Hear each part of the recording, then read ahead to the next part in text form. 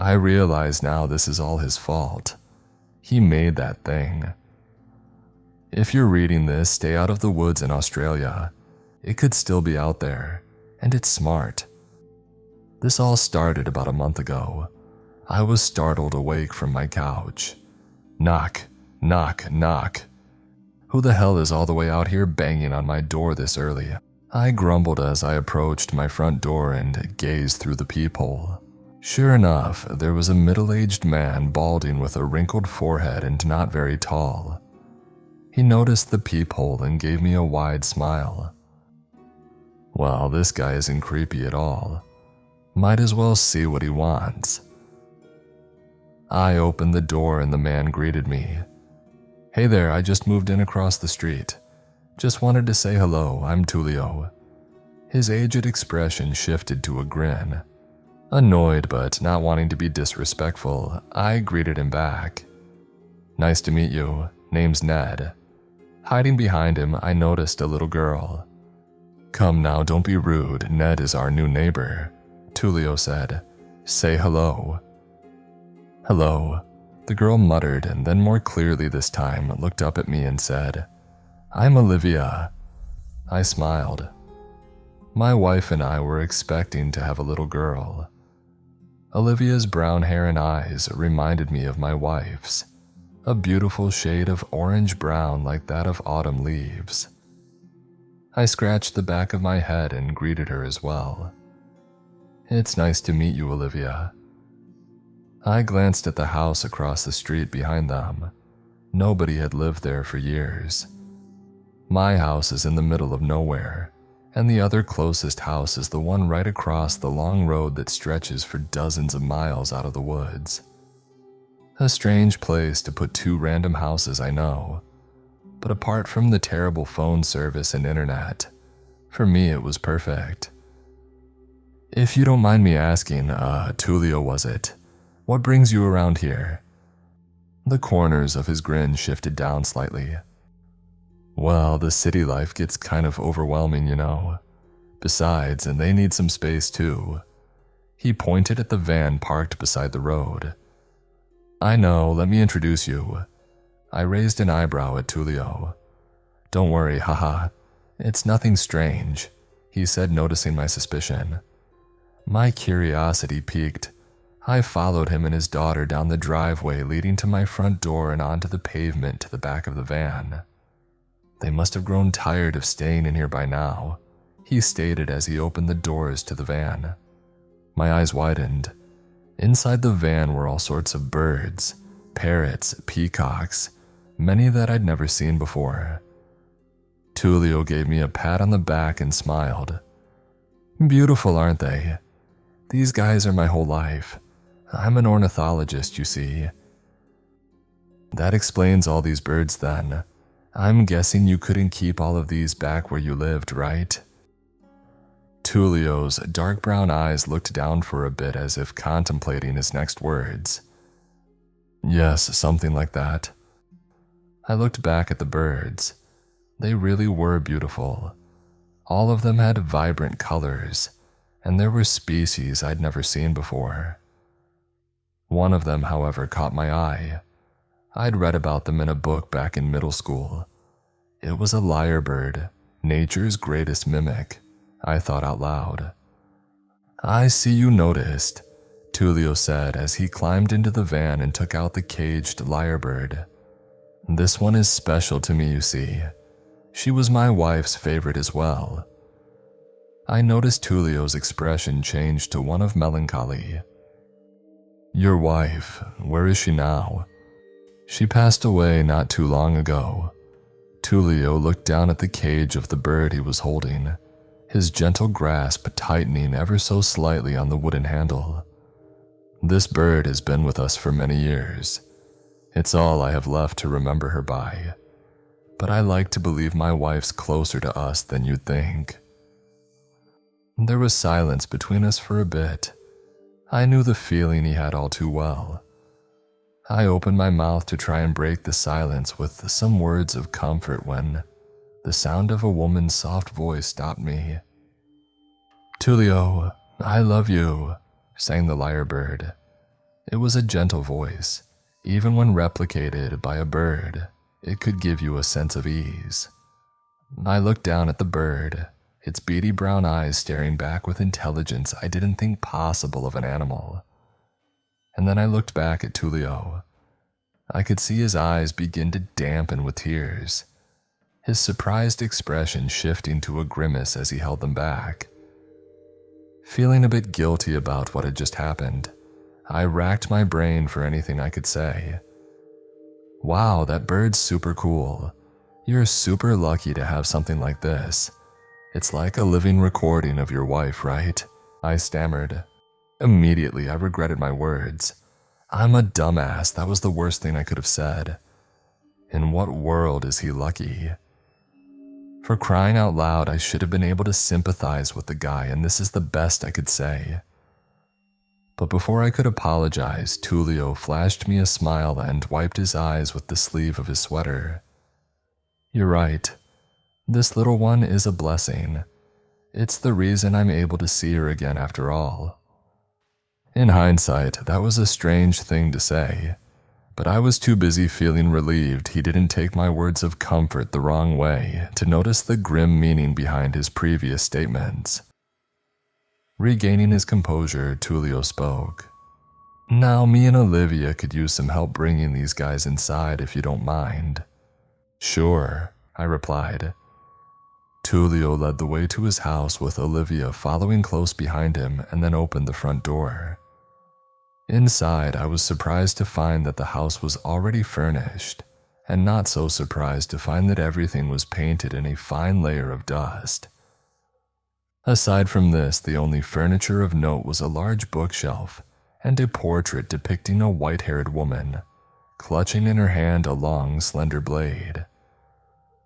The portrait was beautiful, and as for the bookshelf, its contents were a little odd. Books about biology and human anatomy, as well as bird anatomy. A couple, however, caught my eye. Strange books about rituals and others about alchemical sciences.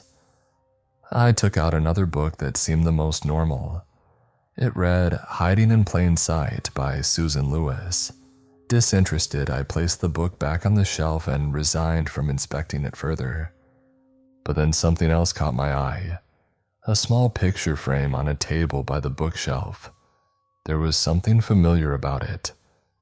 After looking at it for a while longer, I realized it was a picture of a young Tulio and a woman with long brown hair like that of autumn leaves. Why would he lie about just having moved here? Well, technically he never claimed to have not lived here, but something's off, I thought. I decided to stay quiet about it and turned to face Tulio, who was admiring some of his new free furniture. Lucky me, Tulio laughed. Must be from the folks who lived here. Too lazy to move stuff out, huh? Saves me some money. Looks like it, I replied. Olivia ran up the dusty wooden stairs, yelling enthusiastically. I'm gonna look at the rooms, Dad. Okay, but be careful, Tulio yelled back. Together, we made our way back to the van and began to bring all the birds inside the spacious living room of Tulio's house. But when I was picking up the cage of a large parrot, I stopped to look at something. I put down the cage and got closer to the front of the van where I saw a large bag leaning up against the wall of the van, in the shape of a human body. A strange smell was coming from it. My heart sank and a million thoughts raced through my mind in the span of a second. But my rushing thoughts stopped when I heard the sound of footsteps coming up to the rear of the van. Tulio's once gentle and aged voice, now sounding cold and empty, called out to me. Ned, you've been taking a while. Everything all right? That parrot should be the last one. Deciding the best course of action was to act normal, I stammered, Yeah, I'm sorry, just having some trouble carrying the cage. Oh yeah, that one doesn't have a handle, huh? Sorry about that. I carried the bird past Tulio, his small and unassuming figure now looking much larger in my eyes. Inside the house, I placed the cage down, and then my thoughts once again began to race. That bag could have been anything, but why was it shaped that way? Could this guy really be a murderer? What about his daughter? Does she know about this? When he comes back, what should I do? The noise in my head was forced to quiet once again as I noticed Tulio returning, and to my horror, over one of his shoulders was the large bag. Act cool. He settled the bag down near the front door. I could feel the cold sweat running down my neck, and stupid as it may have been, I spoke. Hey, just out of curiosity, what's in that bag? I pointed towards the large bag he had just set down on the floor. Good going, dumbass. You just asked the now potential murderer about his painfully obvious victim. No way this could go wrong, huh? Oh, this? Tulio looked down at the bag. A pit formed in my stomach as he pulled out a pocket knife from his back pocket. I watched in silence as he sliced open the top of the bag and reached his hand inside, showing me the contents. Seeds. The bag was full of bird feed. I felt a wave of relief as my tensed body began to finally relax. Tulio put the knife back in his pocket and then approached me. He patted me on the shoulder and said, "Thanks for the help, Ned. My back has been killing me, you know. I'm gonna go ahead and get the birds situated." I let out a nervous laugh. "Anytime you need anything, just let me know." That night, as I lay in bed, I remember feeling glad that my new neighbor seemed like a genuine guy, one that I had something in common with. When my wife and I lost our child, she couldn't cope with it, and one night I found her hanging from our apartment balcony. That night, seeing her cold, lifeless body swaying in the breeze, it took every ounce of will I had not to join her. I felt betrayed that she would leave me alone like this, without so much as telling me anything. After this, I became irritable and impossible to be around. Not a day went by that I didn't consider ending it all just to see her again, feel her again, listen to her again. I made plans to go through with it, but the day never came. Whether it was because I was too cowardly to end it or courageous enough to keep living, I'll never know. So I decided that the best thing for me now was to isolate myself. I had always loved nature and hiking, especially in the woods, and that's what brought me here to the middle of nowhere. At first, I thought my peace had been ruined when I woke up to that knock on my door, but now I was thinking maybe I could use the company. The next few weeks were pretty normal, but now I was spending some of that time playing with Olivia, who I had noticed was always outside with some of the birds. The birds that weren't good flyers were left outside within the confines of the very tall fence of Tulio's house, although I never saw the lyrebird among them. Spending time with Olivia was bittersweet. It made me think of what life could be like if I had my wife and daughter. But something was off. As the days went by, I saw Tulio less often. When I would see him, he had dark bags under his eyes, as if he was staying up all night doing something. The picture frame I had seen inside the house kept scratching at me. One day I couldn't put it off any longer. While playing with Olivia and the birds, I asked her, "Have you lived here before?" Olivia looked at me, raising an eyebrow, and giggled. "No, silly. We just moved here, remember?" "I know, but I was thinking maybe this was your old house or something. Or maybe your dad lived here before." Olivia put a finger to her chin and thought about it for a few seconds. "Nope, I have no idea." Then she went back to playing with the birds. I sighed and lay down on the grass. So not even Olivia knows anything. It's honestly none of my business if Tulio used to live here and didn't tell me anything. But why lie? And why come back here now? Was there something he needed here? Olivia stopped running around and looked over at me. Oh, but you know, I never got to have my birthday party before coming here. Oh yeah? Why not? How old are you now? I'm 12. But when we moved out of our old house, Dad said that seeing Mom again was more important or something. But I think he's just kind of crazy because he's getting old. She laughed. Hey, that's your dad. Show some consideration. And you know what? How about we celebrate your birthday soon? Just let your dad know and I'll get everything ready, I said as I brushed the grass off my clothes and headed home. Really? Okay, it's a promise then. Olivia beamed as she waved goodbye. Walking home, I thought about what she said. Tulio said they were going to see his wife again. He must be going through it still. And if that is his old house, then it must be bringing back bad memories. Maybe having this party will cheer him up a bit. But the party would never come. That night, I leaped out of bed to the sound of frantic banging on my door downstairs. I grabbed the bat I kept beside my bed and ran downstairs. As I got closer to the door, I recognized the screaming from the other side as Olivia's voice. I dropped the bat and opened the door. She had tears running down her cheeks. My dad needs help. He's really hurt, she sobbed. What happened? She struggled to speak through her sobbing and gasping breaths. He went into the room he always tells me I'm not allowed to go in, but he hasn't come out, and he was asking me for help. I told her to show me, and we ran across the street to Tulio's house. As I got closer to the front door, I immediately noticed that none of the birds were making any sound. At the door to the living room, I noticed that the same bag of bird feed Tulio had cut open was gone. Although not seemingly important, this bothered me. Then I heard Tulio's unseen voice pleading for help. Please help me, he screamed.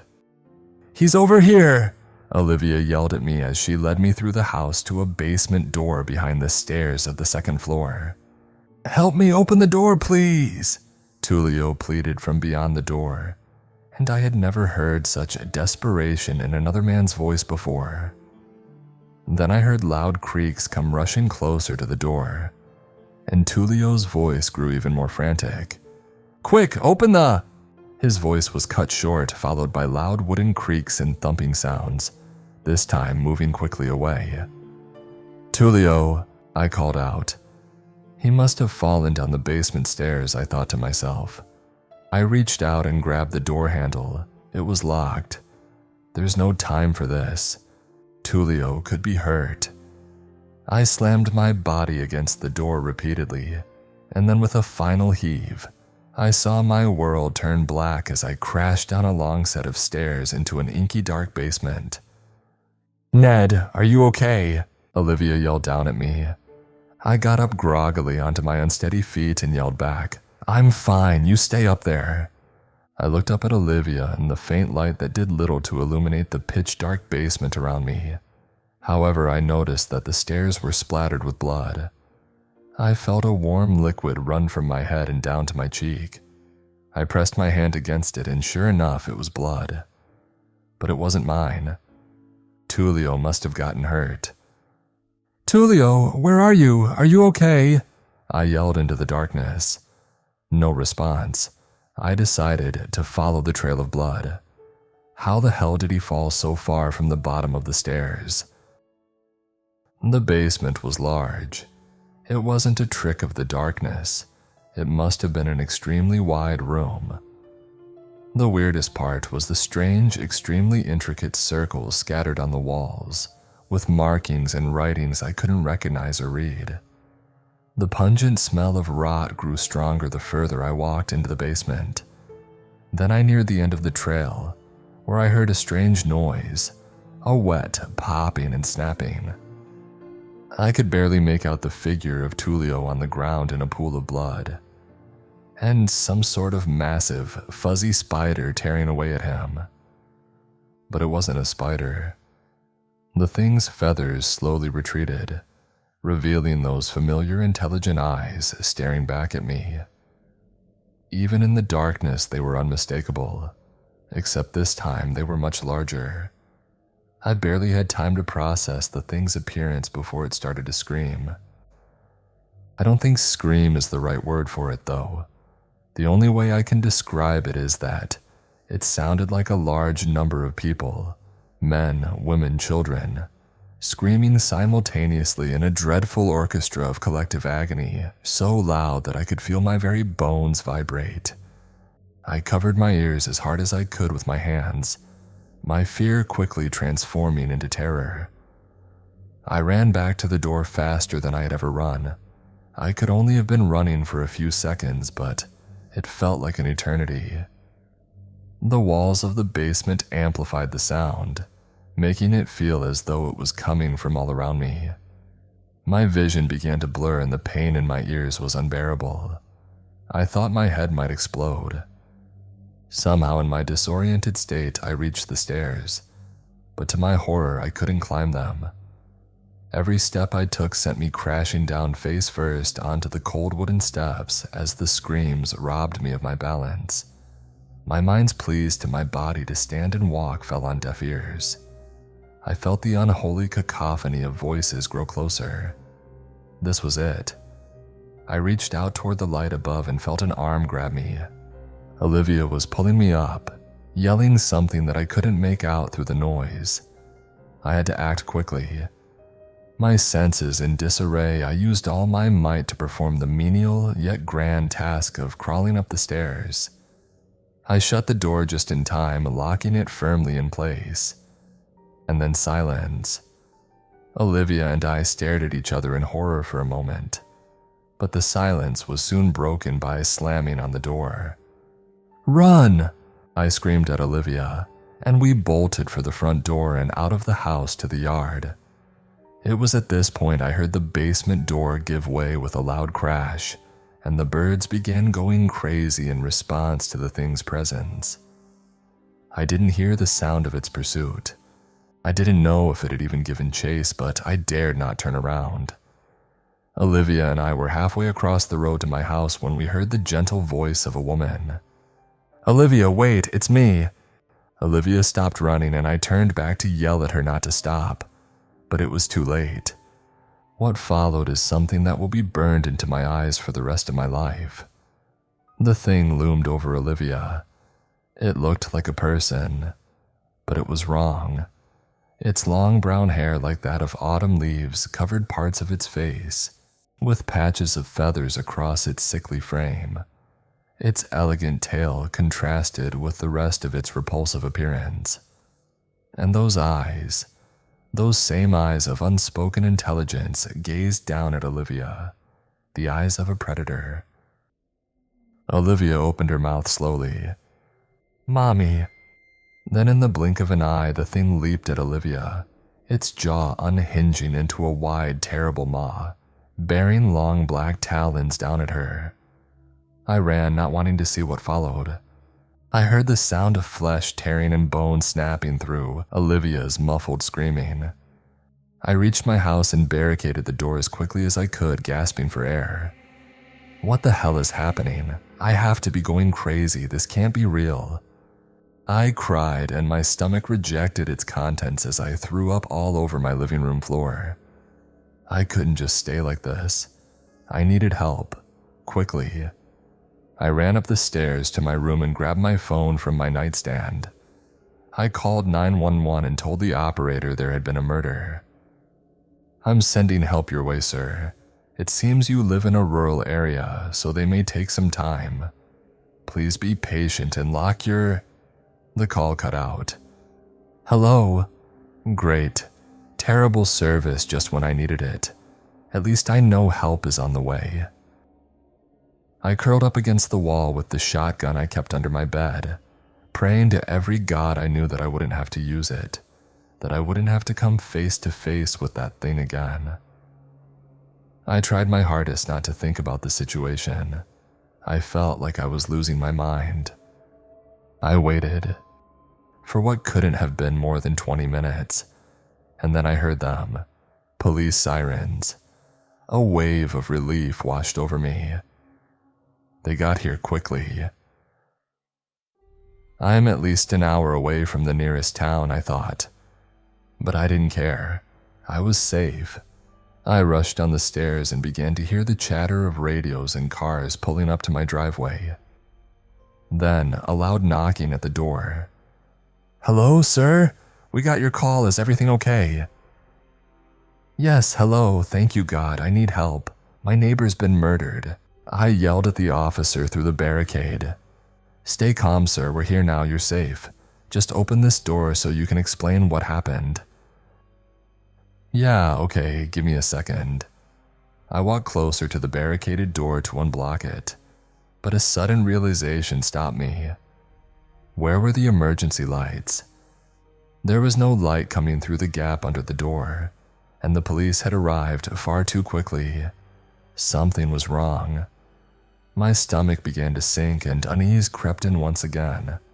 I slowly stepped away from the door. "Hello, sir, you need to open this door so we can help you." What am I doing? Am I crazy? Help is on the other side of this door, so why won't I open it? I just need to open this door and it'll all be over. And yet I found myself stepping farther and farther away from the door, away from the logical path to safety. Like some sort of primal fear was moving me on its own. "Sir, open this door right now!" the police demanded. Frustration welling up inside me, I yelled, "I'm not opening the door!" And then it all stopped. The police chatter, the hum of the car engines, and the voices outside. All of it, all at once. My world became quiet. I stood still, listening. The silence was unbearable. I had to do something, but I didn't know what. "Ned!" I jumped. Olivia's voice beckoned me from beyond the door. "Ned, are you okay? Please come outside, I need help." I felt my chest tighten and my breath grew short. I needed to get away from that damn door. I stepped backward quietly, carefully as the thing rambled on, posing as Olivia. But I wasn't careful enough. The floorboards creaked beneath me, alerting the thing that its prey had caught on, and the path of least resistance was no longer an option. I heard the thing groan and whine as if frustrated, and then it began to slam into the door. Once, twice, 3 times. The makeshift barricade held firm, but by now I was already upstairs, clutching the shotgun close and hiding in my closet. It's been an hour since then. I don't know where the hell the cops are or if they're even coming. Every sound I hear feels like a trick, a lie, and maybe the call was a lie too. I still hear it pounding on the front door. Yet moments ago I heard a door on the 2nd floor creak open. I don't know how the hell it's doing that. I don't know what to believe. I can't trust my ears. It's going to find me, but I'm going to fight back. I'm going to try and kill it. If you hear from me again, it means I was successful. This was the only place I could think to write this. And if I fail, if God forbid you encounter this thing, please, don't fall for it.